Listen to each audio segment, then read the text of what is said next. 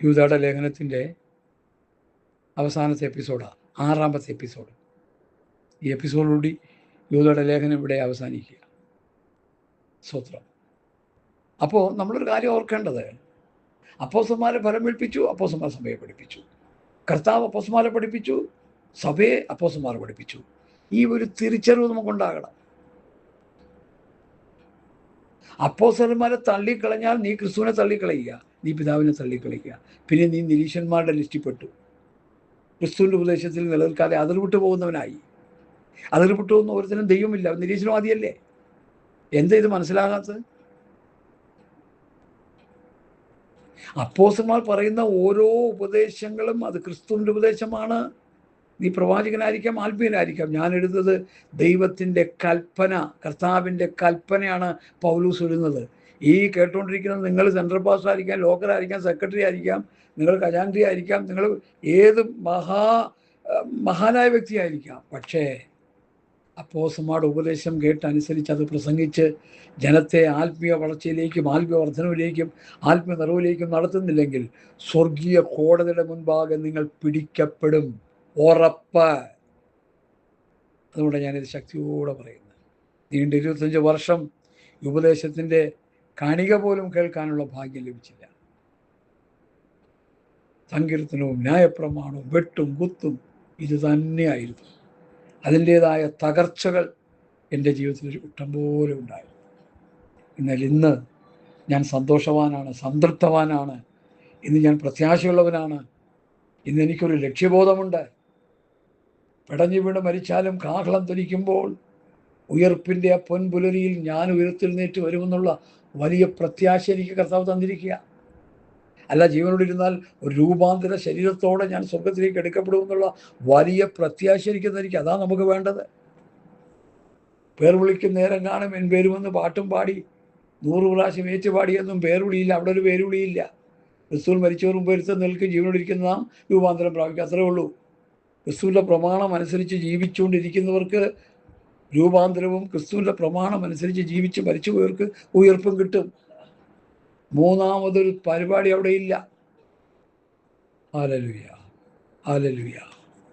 ഞാൻ മുൻപോട്ട് വരട്ടെ. നിങ്ങളോ പ്രിയരെ, നമ്മുടെ കർത്താവായ യേശുക്രിസ്തുവിൻ്റെ അപ്പോസ്തലന്മാർ മുൻ പറഞ്ഞ വചനങ്ങളെ ഓർപ്പിൻ. അന്ത്യകാലത്ത് ഭക്തികെട്ട മോഹങ്ങളെ അനുസരിച്ച് നടക്കുന്ന പരിഹാസികൾ ഉണ്ടാകും എന്നവർ നിങ്ങളോട് പറഞ്ഞുവല്ലോ. എത്ര വ്യക്തമായിട്ട് പറയും. അന്ത്യകാലത്ത് ആരെഴുന്നേറ്റ് വരും? ഭക്തികെട്ട മോഹങ്ങളെ അനുസരിച്ച് നടക്കുന്ന പരിഹാസികൾ. പത്രോസ് അതിനെക്കുറിച്ച് പറയുന്നുണ്ട്. ആ ഭാഗം കൂടി വേണമെങ്കിൽ ഞാനൊന്ന് വായിച്ചു കേൾപ്പിക്കാം. പത്രോസിൻ്റെ ഹല്ലേലൂയ, ഹല്ലേലൂയ, കർത്താവേ നന്ദിയോടെ സ്തോത്രം, സ്തോത്രം. 2-ാം ലേഖനം 3-ാം അധ്യായം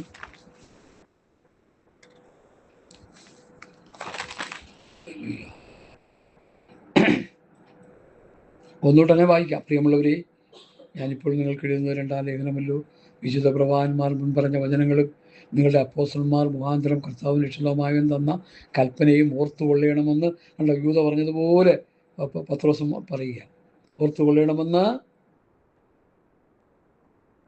ഈ ലേഖനം 2-നാലും ഞാൻ നിങ്ങളെ ഓർമ്മപ്പെടുത്തി നിങ്ങളുടെ പരമാർത്ഥ മനസ്സുണർത്തുന്നു. അവൻ്റെ പ്രത്യക്ഷതയുടെ വാഗ്ദത്തം ഇവിടെ പിതാക്കന്മാർ നിദ്ര കൊണ്ട ശേഷവും സകലവും സൃഷ്ടിയുടെ ആരംഭത്തിൽ ഇരുന്നത് പോലെ തന്നെ ഇരിക്കുന്നു എന്ന് പറഞ്ഞ് സ്വന്തം മോഹങ്ങളെ അനുസരിച്ച് നടക്കുന്ന പരിഹാസികൾ പരിഹാസത്തോടെ അന്ത്യകാലത്ത് എഴുന്നേറ്റ് വരുമെന്ന് വിശേഷാൽ അറിഞ്ഞുകൊള്ളുവീൻ. എന്ത് കൃത്യമായിട്ടാണ് യൂദ പറയുന്നത്, അതേപോലെ പത്രോസും പറയുന്നത്. ഒരു മാലയിൽ കോർത്ത മുത്തുപോലെ ഉപദേശങ്ങൾക്ക് നമ്മൾക്ക് ഇരിക്കുന്നില്ലയോ? അങ്ങനെ നമുക്ക് പഠിച്ചൂടെ? എല്ലാവരും പറയുന്നത്, 5 അപ്പോസ്തലന്മാർ പറയുന്നത് പരസ്പരം യോജിക്കത്തക്ക നിലയിൽ ഉപദേശം. ഇന്ന് പല സംഘങ്ങളും സംഘടനകളും ഒക്കെ എടുത്താൽ ഒരു സഭക്കാർ അങ്ങനെ പഠിപ്പിക്കുന്നു, ഒരു സഭക്കാർ ഇങ്ങനെ പഠിപ്പിക്കുന്നു, വേറൊരു സഭക്കാർ തലതിരിച്ച് പഠിപ്പിക്കുന്നു, വേറൊരു സഭക്കാർ കുറേയൊക്കെ വിട്ടുകളഞ്ഞ് കുറേയൊക്കെ പഠിപ്പിക്കുന്നു. മരിച്ചുപോയ ബാലൻ സാറ്, ബഹുമാനപ്പെട്ട ബാലൻ സാറ്, അദ്ദേഹം പറയും അപ്പോസ്തലന്മാരുടെ ഉപദേശം എല്ലാ സഭകളിലും പഠിപ്പിക്കുമ്പോൾ ഉപദേശം ഒന്നുപോലെ ഇരിക്കും. ഈ ചിലർക്ക് സങ്കീർത്തനം വേണം, ചിലർക്ക് അത് വേണം, ഇത് വേണം, ചിലർക്ക് പ്രോസ്പെറിറ്റി, അങ്ങനെ ഒരു കൂട്ടിക്കൊഴിഞ്ഞൊരു വല്ലാത്ത പരുവത്തിൽ കിടക്കുക. ദൈവത്തിൻ്റെ ശിക്ഷ ഏറ്റുവാങ്ങത്തക്ക നിലയിലാണ് ഇന്നത്തെ പോക്ക്. അതുകൊണ്ടൊരു മുന്നറിയിപ്പ് തരിക ഞാൻ. ഇത് രാവിലെ ഞാൻ എൻ്റെ കുറേ ബുക്സ് എല്ലാം കൂടെ അങ്ങോട്ടും ഇങ്ങോട്ടൊക്കെ എടുത്ത് മാറ്റം പിടിക്കുകയൊക്കെ ചെയ്തു. ആ സമയത്ത് എനിക്കൊരു ട്രാക്റ്റ് എൻ്റെ കയ്യിൽ കിട്ടി. എന്താണ് ആ കിട്ടിയ ട്രാക്റ്റ്? ഞാനെടുത്തത് ബൈബിളിൽ വയ്ക്കാനിടയായി തീർന്നു. ടൈറ്റാനിക്കിനെ കുറിച്ചുള്ളൊരു ട്രാക്റ്റാണ് എൻ്റെ കയ്യിൽ കിട്ടി. ടൈറ്റാനിക് കപ്പൽ, മുന്നറിയിപ്പുകളെ അവഗണിച്ച ടൈറ്റാനിക്. ബ്രിട്ടനിൽ നിന്ന് അമേരിക്കയിലേക്ക് 1912 എൻ്റെ ഓർമ്മ യാത്ര ചെയ്ത ആ വലിയ കപ്പൽ. ഇന്ന് ആ കപ്പലിൻ്റെ 100 ഇരട്ടി വ്യത്യാസത്തോടെയുള്ള കപ്പലുകളാണ് ഇന്നുള്ളത്. 100 വർഷം മുമ്പുള്ളതല്ല. അന്നത് ഭയാനകമായൊരു കപ്പലായിരുന്നു. ഏകദേശം 4000-ഓളം യാത്രക്കാരും അതിലുണ്ടായിരുന്നു. അപ്പോൾ കപ്പിത്താന് മുന്നറിയിപ്പ് കൊടുത്തു, ഒരു മഞ്ഞുമല വരുന്നുണ്ട്, സൂക്ഷിച്ചു കൊള്ളണം.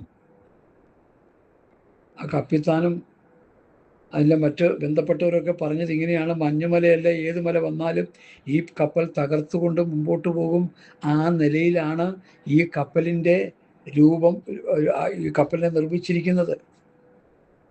ഒരു വാക്കുകൂടി പറഞ്ഞു എന്നാണ് ആ ട്രാക്റ്റിൽ എഴുതിയിരിക്കുന്നത്: ദൈവം വിചാരിച്ചാൽ പോലും തകർക്കപ്പെടാൻ പറ്റാത്തത് എന്ന് അഹങ്കാരത്തിൻ്റെ വാക്കുകൾ വിളിച്ചു പറഞ്ഞ ആ മനുഷ്യരുടെ നാവെടുത്ത് വായിലിടുന്നതിന് മുൻപ് തന്നെ ആ കപ്പൽ തകർന്ന് തരിപ്പണമാകാനിടയായി തീർന്നു. മുന്നറിയിപ്പുകളെ അവഗണിക്കല്ലേ. കർത്താവും അപ്പോസ്തലന്മാരും വിശുദ്ധ പ്രവാചകന്മാരും വചനത്തിലൂടെ പുതിയ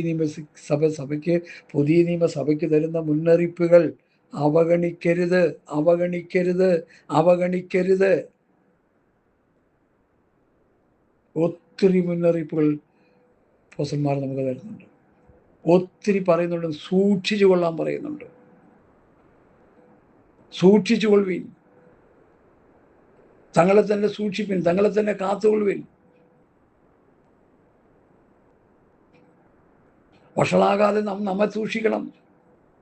ദുരുപദേശം നിറഞ്ഞു കിടക്കുന്ന ഒരു കാലഘട്ടത്തിലേക്ക് നമ്മൾ വന്നെത്തി. ഹല്ലേലൂയ. നിങ്ങളോ പ്രിയരെ, നമ്മുടെ കർത്താവായ യേശുക്രിസ്തുവിൻ്റെ അപ്പോസ്തലന്മാർ മുൻ പറഞ്ഞ വചനങ്ങളെ ഓർപ്പിൻ. അന്ത്യകാലത്ത് ഭക്തികെട്ട മോഹങ്ങളെ അനുസരിച്ച് നടക്കുന്ന പരിഹാസികൾ ഉണ്ടാകുമെന്ന് അവർ നിങ്ങളോട് പറഞ്ഞുവല്ലോ. അവർ ഭിന്നത ഉണ്ടാക്കുന്നവർ, പ്രാകൃതന്മാർ, ആത്മാവില്ലാത്തവർ. കൊരിന്ത്യൻ സഭ എങ്ങനെയായിരുന്നല്ലോ ആദ്യം? ഭിന്നത, ഭിന്നിപ്പിച്ച് നിർത്തുക. പൗലോസിൻ്റെ പക്ഷം, കേഫയുടെ പക്ഷം, അപ്പൊല്ലോസിൻ്റെ പക്ഷം, ക്രിസ്തുവിൻ്റെ പക്ഷം. ദർശനമുള്ള പൗലോസ് പറഞ്ഞു, അപ്പൊല്ലോസ് ആര്, കേഫ ആര്? ഞാൻ നട്ടു, അപ്പൊല്ലോസ് നനച്ചു, ദൈവമത്രേ വളരുമാറാക്കിയത്. നടുന്നവനും നനയ്ക്കുന്നവനും ഏതുമില്ല. ഒരു പാസ്റ്ററിനും ഇവിടെ അഹങ്കരിക്കാൻ യാതൊരു കാരണവുമില്ല. പാസ്റ്റർമാരെ ദൈവം വിളിച്ചാക്കി വെച്ചിട്ടുണ്ടെങ്കിൽ അവരാ ഉപദേശം പറയുക, വചനം പറയുക, ബസ് എന്നിട്ട് മാറി നിന്ന് പ്രാർത്ഥിക്കുക. അറിവ്, കഴിവ്, പ്രാപ്തിയിലൊന്നും പ്രശംസിക്കരുത്. പൗലോസ് പറഞ്ഞു, ഞാനൊരു ചാപിള്ളയാണ്, born out of due time. മാസം തികയുന്നതിന് മുൻപ് പ്രസവിച്ചു വീണ ഒരു മാംസക്കഷ്ണമാണ് ഞാൻ. ഞാനാകുന്നത് കൃപയാൽ, ഞാനാകുന്നത് കൃപയാൽ, ഞാനാകുന്നത് കൃപയാൽ. എന്നോടുള്ള അവൻ്റെ കൃപ വ്യർത്ഥമായി തീർന്നിട്ടില്ല. ഇതാണ് ശുശ്രൂഷകന്മാരായ പ്രിയപ്പെട്ടവർ പഠിച്ചെടുക്കേണ്ട ഒരു യാഥാർത്ഥ്യം. ഹല്ലേലൂയ, സ്തോത്രം. അപ്പോൾ സഭയിൽ ആരൊക്കെ ഉണ്ട്? ജഡീകന്മാരുണ്ട്, ആത്മീക ശിശുക്കളുണ്ട്, പ്രാകൃതന്മാരുണ്ട്, പ്രാകൃതന്മാരെ പോലെ ജീവിക്കുന്നവരുണ്ട്. ഹല്ലേലൂയ. ഞാൻ മുമ്പ് അങ്ങനെയുള്ള മനുഷ്യരൊന്നും സഭയിൽ ഉണ്ടാവില്ലെന്ന് കരുതിയില്ല. എൻ്റെ പൊന്നെ, ലോക മനുഷ്യൻ ലജ്ജിച്ച് തലതാഴ്ത്തും. അതുപോലെ ചില ആത്മീയരെന്ന് പറയുന്ന ദുരുപദേശികളുടെ പോക്ക്. ഹല്ലേലൂയ. വചനവിരുദ്ധമായ കാര്യങ്ങൾ വിളിച്ചു പറയുന്നതിലും ചെയ്യുന്നതിലും അവർക്ക് യാതൊരു ബുദ്ധിമുട്ടുമില്ല. സൂക്ഷിക്കുക, സ്വർഗീയ കോടതിയുടെ മുൻപാകെ നിങ്ങൾ പിടിക്കപ്പെടും. ഹല്ലേലൂയ, സ്തോത്രം. നിങ്ങളോ പ്രിയമുള്ളവരെ, നിങ്ങളുടെ അതിവിശുദ്ധ വിശ്വാസത്തെ ആധാരമാക്കി നിങ്ങൾക്ക് തന്നെ ആത്മീയവർദ്ധന വരുത്തിയും. അപ്പോൾ ഈ 19 വരെയുള്ള വാക്യം നമ്മൾ പഠിക്കുമ്പോൾ ദുർദ്രഷ്ടക്കന്മാർക്ക് വരുന്ന ആ ശിക്ഷാവിധിയും അവരെ സൂക്ഷിച്ചൊഴിഞ്ഞു കൊള്ളാനും ഒക്കെയാണ് യൂത പറയുന്നത്. അത് കഴിഞ്ഞ് 19-ാം വാക്യത്തിലേക്ക് പറഞ്ഞപ്പോൾ, അല്ല 20-ാം വാക്യത്തിലേക്ക് വന്നപ്പോൾ, നിങ്ങളോ പ്രിയമുള്ളവരെ നിങ്ങളുടെ അതിവിശുദ്ധ വിശ്വാസത്തെ ആധാരമാക്കി നിങ്ങൾക്ക് തന്നെ ആത്മീയവർദ്ധന വരുത്തുക. നമുക്കെങ്ങനെ ആത്മീയവർദ്ധന വരുത്താൻ പറ്റും? അന്യഭാഷ സംസാരിക്കുന്നവൻ തനിക്ക് തന്നെ ആത്മീയവർദ്ധന വരുത്തുന്നു, വചനം ധ്യാനിക്കുന്നു, പഠിക്കുന്നു, അങ്ങനെ ആത്മീയവർദ്ധനവും നമുക്ക് കിട്ടുന്നു. വചനത്തിൽ അധ്വാനിക്കുന്നു.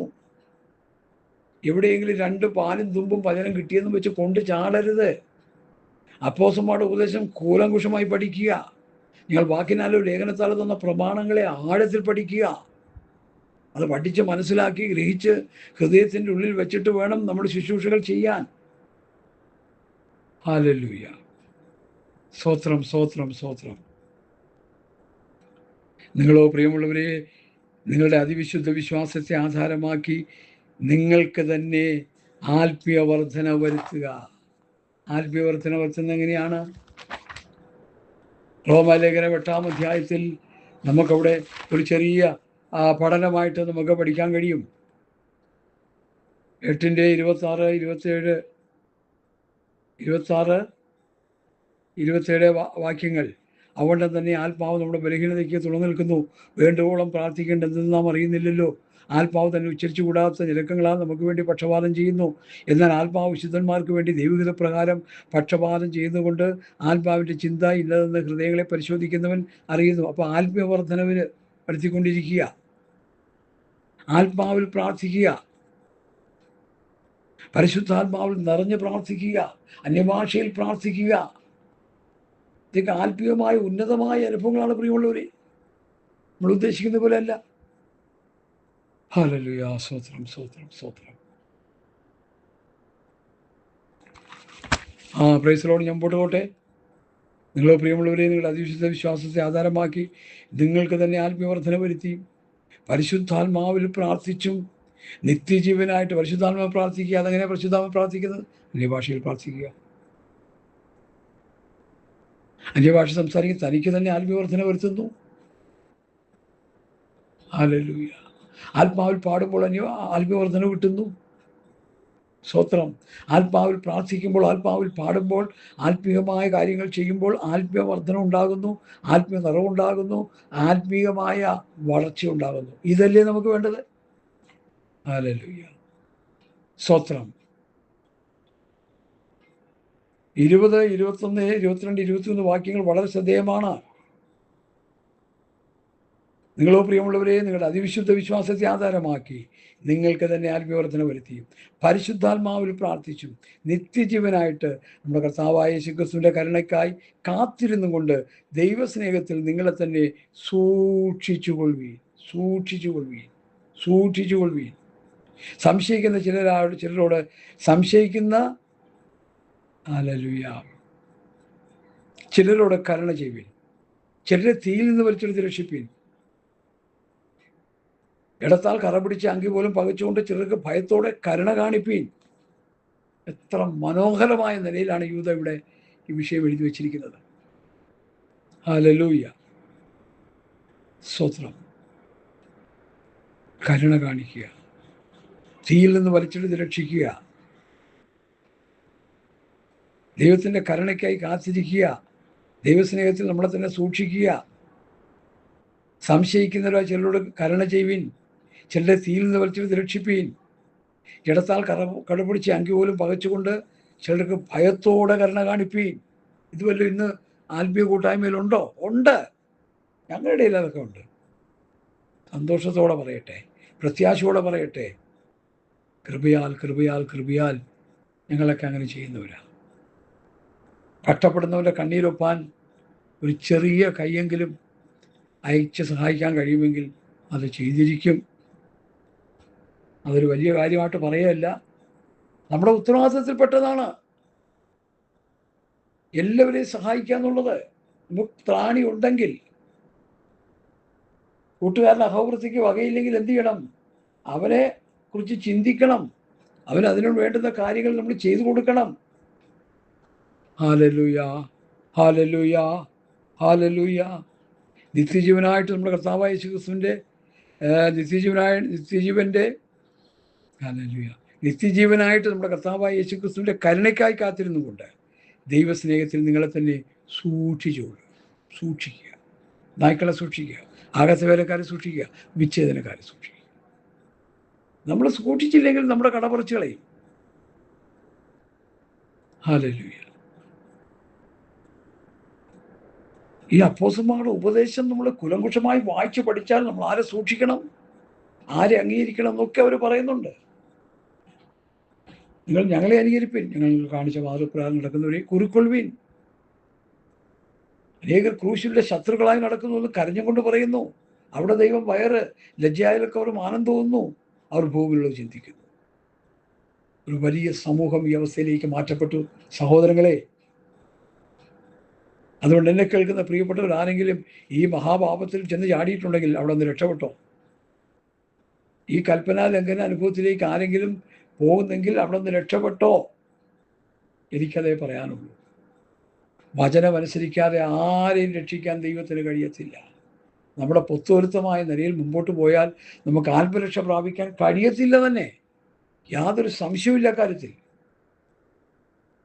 ഞാനത് തറപ്പിച്ച് പറയുന്ന ഒരു മനുഷ്യനാണ്. ഹല്ലേലൂയ, ഹല്ലേലൂയ, സ്വതം. നിങ്ങൾക്ക് തന്നെ ആത്മവർദ്ധന വരുത്തിയും പരിശുദ്ധാത്മാവിൽ പ്രാർത്ഥിച്ചും നിത്യജീവനായിട്ട് നമ്മുടെ കർത്താവായ യേശുക്രിസ്തുവിൻ്റെ കരുണയ്ക്കായി കാത്തിരുന്നും കൊണ്ട് ദൈവസ്നേഹത്തിൽ നിങ്ങളെ തന്നെ സൂക്ഷിച്ചുകൊള്ളുവിൻ. സംശയിക്കുന്നവരായ ചിലരോട് കരുണ ചെയ്യുവിൻ. ചിലരെ തീയിൽ നിന്ന് വലിച്ചെടുത്ത് രക്ഷിപ്പീൻ. സംശയിക്കുന്ന ചിലരോട് കരുണ ചെയ്യുക. ഹല്ലേലൂയ. ചിലരെ തീയിൽ നിന്ന് വലിച്ചെടുത്ത് രക്ഷിക്കുക. എന്താ അങ്ങനെ പറയാനുള്ള കാര്യം? തീ കുണ്ടത്തിലേക്കല്ലേ പോകുന്നത് മുഴുവൻ. രക്ഷിക്കപ്പെടാത്തവരും കർത്താവിനെ കൂടാതെയുള്ളവരും ദീപയിലേക്ക് പോകുന്നു. ഇവിടെ രക്ഷിക്കപ്പെട്ടവരും ദീപയിലേക്ക് പോയിക്കൊണ്ടിരിക്കുന്നത് പ്രസംഗിച്ചുകൊണ്ടിരിക്കുക ഞാൻ. രക്ഷിക്കപ്പെട്ടവൻ രക്ഷാപൂർത്തി പ്രാപിക്കാനായിട്ട് ഒരുങ്ങുന്നില്ല, രക്ഷയ്ക്കായി വളരുന്നില്ല, രക്ഷയ്ക്ക് വേണ്ടുന്ന ആത്മീയ വളർച്ച ഉണ്ടാകുന്നില്ല, ആത്മീയവർദ്ധന ഉണ്ടാകുന്നില്ല, ആത്മീയ നിറവുണ്ടാകുന്നില്ല. പിന്നെ എങ്ങനെയാണ് നിത്യത പ്രാപിക്കാൻ പറ്റും? പറ. ഹല്ലേലൂയ. ഈ ലുട്ടിലൊടുക്ക് പരിപാടി കൊണ്ട് നമുക്ക് സ്വർഗരാജ്യം പ്രാപിച്ചെടുക്കാൻ പറ്റുകയില്ല. ഞാൻ അതിനെക്കുറിച്ച് ഉപദേശം കുറെ അറിഞ്ഞു പോയി. അതുകൊണ്ടാണ് ഞാൻ ഭയത്തോടെ പറയുന്നത്. വേദപുസ്തകം വായിച്ച് പഠിച്ചനുസരിക്കാതെ നമുക്ക് സ്വർഗത്തേക്ക് പോകാൻ പറ്റത്തില്ല. എൻ്റെ കർത്താവെ കർത്താവിനെ വിളിക്കുന്ന ഏവരുമല്ല സ്വർഗസ്വനായ പിതാവിൻ്റെ ഇഷ്ടം ചെയ്തതിനത്രേ സ്വർഗരാജ്യത്തിൽ കിടക്കും. പിതാവിൻ്റെ ഇഷ്ടം എന്താ? 1 Thessalonians 5:13 മുതൽ ബാക്കിയുള്ള ഭാഗം മുഴുവൻ വായിച്ച ഇതെല്ലോ ക്രിസ്തുവിനെ കുറിച്ചുള്ള ദൈവ ഇഷ്ടം. ആത്മാവിനെ കെടുക്കരുത്, പ്രവചനം തുച്ഛീകരിക്കരുത്, തീയതിനെ വെറുത്തുകൊള്ളണം. ഇതൊക്കെ ദൈവ ഇഷ്ടമാണ്. കർത്താവെ എന്ന് വിളിച്ച് ജന്മം പാഴാക്കുന്നവരല്ല നമ്മൾ. ദൈവ ഇഷ്ടം ചെയ്ത് വാഗ്ദത്ത കനാനിലേക്ക്, ആത്മീയ കനാനാകുന്ന സ്വർഗത്തിലേക്ക് പ്രവേശിക്കുന്നവരാണ് നമ്മൾ. ഈ ബോധ്യം നമ്മുടെ ഉള്ളിലുണ്ടാകണം. ബോധ്യം. ആത്മീയമായി നശിച്ചു കിടക്കുക. ലവോദിക്ക എന്ന് പറഞ്ഞാൽ കുരുടന്മാരും ദരിദ്രന്മാരും നഗ്നന്മാരുമായുള്ളൊരു വലിയ സമ്മിശ്ര ജാതിയാണ്. ഇന്ന് സംഭവിച്ചു കഴിഞ്ഞിരിക്കുക. എന്നെ കേൾക്കുന്ന പ്രിയപ്പെട്ടവരെ, അപകടരേഖയിലൂടെയാണ് നമ്മൾ മുമ്പോട്ട് പോകുന്നത്. അപ്പോസ്തലന്മാരുടെ ഉപദേശം കേട്ട് പഠിച്ചനുസരിച്ച് ആത്മീയ വളർച്ച, ആത്മീയവർദ്ധന, ആത്മീയ നിറവിലേക്ക് വരാൻ കഴിയുന്നില്ലെങ്കിൽ നമ്മൾ നാശത്തിലേക്കാണ് പോകുന്നത്. ചിന്തിച്ചോളാം. ഹല്ലേലൂയ. Praise the Lord. ഹല്ലേലൂയ, ഹല്ലേലൂയ. അടുത്ത നിങ്ങളോ പ്രിയമുള്ളവരെ, നിങ്ങളുടെ അതിവിശുദ്ധ വിശ്വാസത്തെ ആധാരമാക്കി നിങ്ങൾക്ക് തന്നെ ആത്മീയവർദ്ധന വരുത്തി പരിശുദ്ധാത്മാവിൽ പ്രാർത്ഥിച്ചു നിത്യജീവനായിട്ട് നമ്മുടെ കർത്താവായ യേശുക്രിസ്തുവിൻ്റെ കരുണയ്ക്കായി കാത്തിരുന്നുകൊണ്ട് ദൈവസ്നേഹത്തിൽ നിങ്ങളെ തന്നെ സൂക്ഷിക്കുക. ദൈവസ്നേഹത്തിൽ സൂക്ഷിക്കണം. സ്നേഹമില്ലെങ്കിൽ ഒരു വിശേഷവുമില്ല. സ്നേഹമാണ് അഖില സാരസ മുടിയിൽ. സ്തോത്രം. കൊരിന്ത്യർ ലേഖനത്തിലേക്ക് വരുമ്പോൾ വിശ്വാസം, പ്രത്യാശ, സ്നേഹം, ഇവ മൂന്നും നിലനിൽക്കുന്നു. ഇവർ വലിയതോ സ്നേഹം തന്നെ. 1 കൊരിന്ത്യർ ലേഖനം 13-ാം അധ്യായം പ്രസംഗിക്കണമെന്നുള്ള സമയമില്ല. ദൈവമക്കൾ വായിച്ച് പഠിച്ചുകൊള്ളുക. എൻ്റെ ശരീരം ചുടുവാൻ ഏൽപ്പിച്ചാലും എനിക്കുള്ളതെല്ലാം അന്നദാനം ചെയ്താലും ഞാൻ എന്തൊക്കെ ചെയ്താലും ഒരു വിശേഷവും ഇല്ലെന്നാണ് അവിടെ പറഞ്ഞു വയ്ക്കുന്നത്. എന്നെ കേൾക്കുന്ന പ്രിയപ്പെട്ടവരെ, ഞാൻ സ്തോത്രം ഈ ലേഖനത്തിൻ്റെ അവസാന ഭാഗത്തിലേക്ക് വരികയാണ്. നിത്യജീവനായ നമ്മുടെ കർത്താവായ ക്രിസ്തുവിൻ്റെ കരുണയ്ക്കായി കാത്തിരുന്നുകൊണ്ട് ദൈവസ്നേഹത്തിൽ നിങ്ങളെ തന്നെ സൂക്ഷിച്ചുകൂടി. സംശയിക്കുന്ന ചിലരുടെ കരുണ ചെയ്യുവിൻ, ചിലരെ തീയിൽ നിന്ന് വലിച്ചെടുത്ത് രക്ഷിപ്പീൻ. ജഡത്താൽ കറ പിടിച്ച അങ്കി പോലും പകച്ചുകൊണ്ട് നിങ്ങൾ ചിലർക്ക് ഭയത്തോടെ കരുണ കാണിപ്പീൻ. ജഡത്താൽ കറ പിടിച്ച അങ്കി, ഇന്നത്തെ ആത്മീയ ഗോളം, ആത്മീയ വസ്ത്രം മുഴുവൻ, രക്ഷാവസ്ത്രം മുഴുവൻ കറ പുരണ്ട് കിടക്കുക. ഹല്ലേലൂയ, സ്തോത്രം. ആത്മീക ദരിദ്രന്മാരും ആത്മീക കുരുടന്മാരും ആത്മീക നഗ്നന്മാരുമാണെന്നാണ് ലവോദിക്ക നമുക്ക് തരുന്ന സന്ദേശം. ഇത് പ്രസംഗിക്കാൻ ആളില്ല ഇവിടെ. എല്ലാവർക്കും അനുഗ്രഹം, അനുഗ്രഹം, അനുഗ്രഹം, നന്മ, നന്മ, നന്മ, വിടുതൽ, വിടുതൽ, വിടുതൽ, ഇതെല്ലാം പ്രാപിച്ചുകൊണ്ടിരിക്കുക. ഇടുക്കുവാടിയിലൂടെ യാത്ര ചെയ്ത് നിത്യതയിൽ പോകാൻ ആളില്ല ഇവിടെ. ഹല്ലേലൂയ, സ്തോത്രം. കറ പിടിച്ച അങ്കി പോലും പകച്ചുകൊണ്ട് ചിലർക്ക് ഭയത്തോടെ കരുണ കാണിപ്പിൻ. വീടാതെ വണ്ണം നിങ്ങളെ സൂക്ഷിച്ച് തൻ്റെ മഹിമാസന്നിധിയിൽ കളങ്കമില്ലാത്തവരായ ആനന്ദത്തോടെ നിർത്തുവാൻ ശക്തിയുള്ളവന് നമ്മുടെ കർത്താവായ യേശു മുഖാന്തരം നമ്മുടെ രക്ഷിതാവുമായ ഏക ദൈവത്തിന് തന്നെ സദാകാലത്തിനു മുൻപ്, സർവകാലത്തിനു മുൻപും ഇപ്പോഴും സദാകാലത്തോളവും തേജസ്സും മഹിമയും ബലവും അധികാരവും ഉണ്ടാകട്ടെ.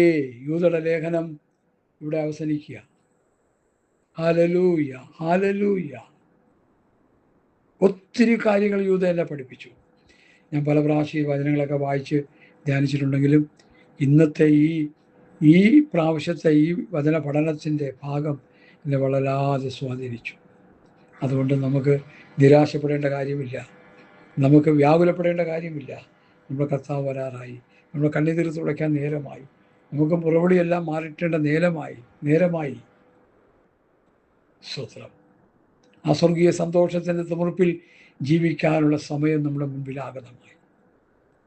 Hallelujah, hallelujah.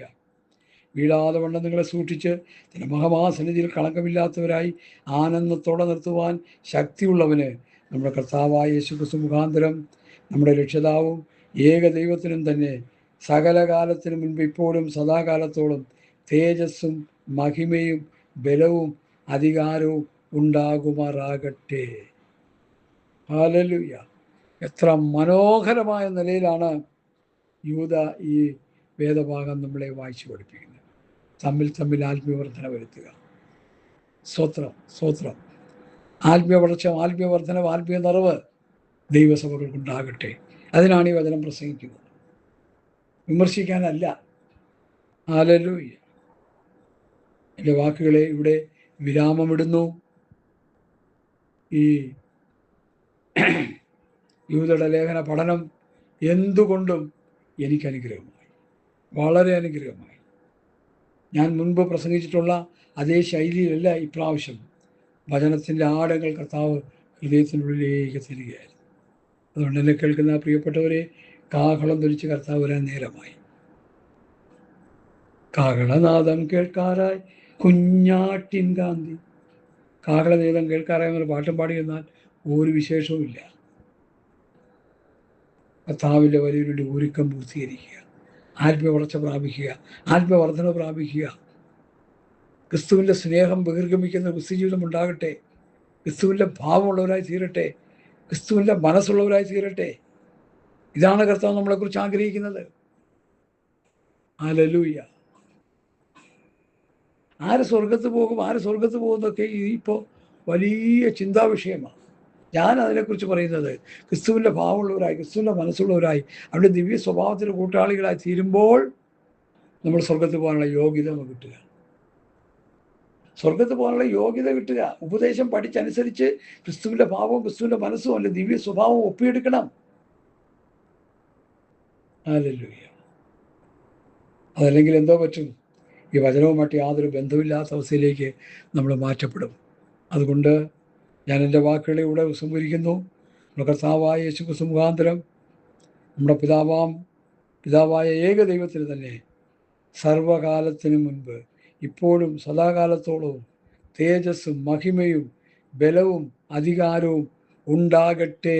ആമേൻ. ഹല്ലേലൂയ, ഹല്ലേലൂയ. ഒത്തിരി കാര്യങ്ങൾ യൂദ എന്നെ പഠിപ്പിച്ചു, നിങ്ങളെ പഠിപ്പിച്ചു. ഈ പഠനങ്ങൾ നമ്മുടെ ക്രിസ്ത്യ ജീവിതത്തിൽ അനുഗ്രഹമായി തീരട്ടെ, വിടുതലായി തീരട്ടെ.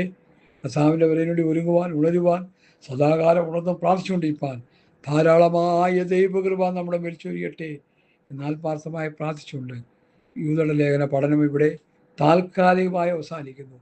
പിന്നെയും ദൈവാത്മാവ് ഹേമിക്കുമ്പോൾ ഇതേ വിഷയം തന്നെ കുറേ കൂടി ആഴത്തിൽ നമുക്ക് പഠിക്കാനിടയാകും. കർത്താവ് ഈ വചനങ്ങളാൽ നമ്മെ അനുഗ്രഹിക്കട്ടെ. ആമേൻ, ആമേൻ, ആമേൻ, ആമേൻ, ആമേൻ, ആമേൻ. Praise the Lord.